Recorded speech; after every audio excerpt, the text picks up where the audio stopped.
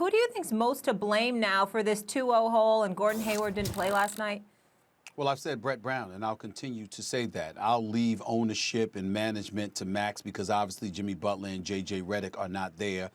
Tobias Harris hasn't stepped up, went stone cold yesterday. Al Horford looks done half the time. We get all of that. Great guy.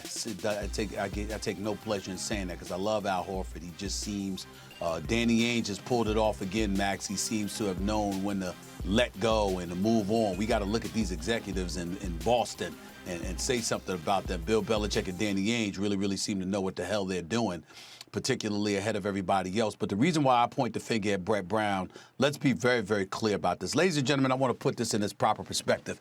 And please put me on a split screen so I can see Max and Molly when I say this, because I want to use y'all to give an indication of what America is feeling right now. The Philadelphia 76ers were up 25-11 in the first quarter. In the third quarter, something like that, the score was 80-44 in favor of Boston. That is a 69-19 run. The Philadelphia 76ers got outscored by 50. 50. That's bad. There's nothing to talk about Brett Brown anymore. He is in a world of trouble. I mean, this could be it. They could get swept. And last night, when I saw Joel Embiid, or yesterday rather, with his head in his hands, I said, this picture right here, if this series ends with him looking like that, Brett Brown is done, and he's probably done anyway. Outscored by 50. I don't care if Ben Simmons is not there. You watch them. They couldn't get into, they were passing the ball, y'all, and literally nobody wanted to shoot. And when they were forced to shoot, they would shoot off-balance, fadeaway shots. Just watch the game. Joel Embiid had absolutely no help whatsoever. This Shake Milton experiment, that hasn't worked out. The Thibault experiment, that hasn't worked out. Al Horford's not working out. Tobias Harris and $180 million. They were supposed to be ready for this. They ain't ready. And so it just looks so bad right now. And a bunch of great guys on that team. If you know Al Horford, class personified, we all love Tobias Harris. We get all of that. These are great guys. But this is not about their character. This is about their game. And their game seems to be non-existent. They get out to a start. Brad Stevens, Max, he did it 2 years ago. Here he is again.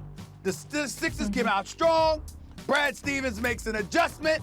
Brett Brown seems ill-equipped to handle it, has no answer. And as a result, the Philadelphia 76ers literally get blown out. And then when you take into account the season in its totality, the Sixers were absolute monsters at home at the Wells Fargo Center. And then they stepped away from it, and they weren't even a 250 club, 25%. Listen, they were like 10-24 away from Philadelphia. Unbeatable at home, damn near winless on the road. This is coaching. And I'm telling you something right now. There's no way that this can continue. It was an embarrassment. It was a disgrace. It was bad. And Brett Brown, another classy guy. I'm not questioning his knowledge of X's and O's.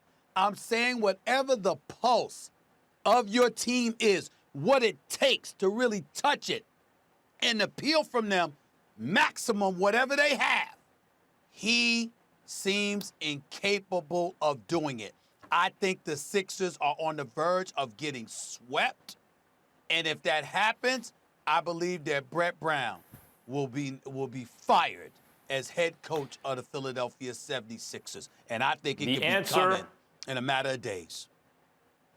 The answer as to who's most to blame for the mess of the Philadelphia 76ers right now, the predicament they're in, is Josh Harris, the owner. He is most to blame. I was going to go with Elton Brand originally, but it's not even fair to Elton Brand. It's Josh Harris, the owner. First, before I tell you a little story, what kind of franchise do you want to root for in the NBA? If you could just pick, I wish I was this kind of NBA fan. You'd like to be the fan of a team in a desirable market, say Silicon Valley, right? San Francisco area, Bay Area. There's a desirable market. There's a lot of money there. Players like the idea of playing there. You'd like to have a smart people in place running the show who can identify talent in the draft and develop it well. So Steph Curry, Klay Thompson. These were not, these aren't 1, 2, or 3 picks. You're in the lottery, but you're not picking, you're picking a little bit further down. And then you identify a guy in the second round like Draymond Green, and through coaching him up and through identifying the talent, you got a really good nucleus. And then you become desirable for top free agents like Kevin Durant, okay? Or you make trades like for Andre Iguodala. That's the best kind of franchise to root for. Under that, what would you like? Well, if you have a location like Miami and a guy like Pat Riley, and you clear cap space, and you can get a whole bunch of free agents who are amazing to sign there, that's a pretty quick fix, and immediately you're a powerhouse, as the Heat did with LeBron and Wade and Bosh, obviously.